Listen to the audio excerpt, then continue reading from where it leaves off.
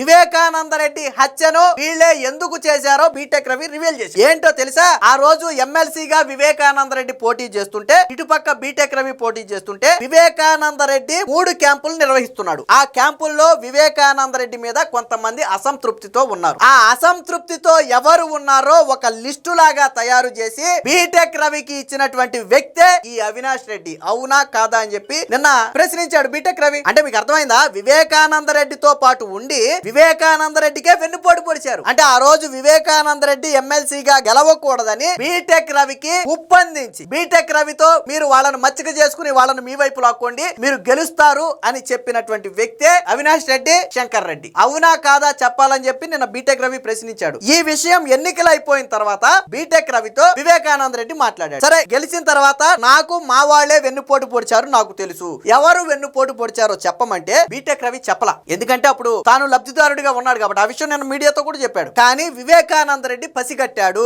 పసిగట్టి స్వయంగా తానే పేర్లు చెప్పి అడిగాడు. అవినాష్ రెడ్డి, శంకర్ రెడ్డి లేనా అని పేరు చెప్పి అడిగితే నేను మౌనం వహించాను. దాంతో విషయం అర్థమైంది వివేకానంద రెడ్డికి. తనకు వెన్నుపోటు పొడిచింది అవినాష్ రెడ్డి, శంకర్ రెడ్డి లేనని అర్థమైంది కాబట్టి దారుణంగా అడ్డు తొలగించుకున్నారనే ఆరోపణ నిన్న బీటెక్ రవి చేశాడు.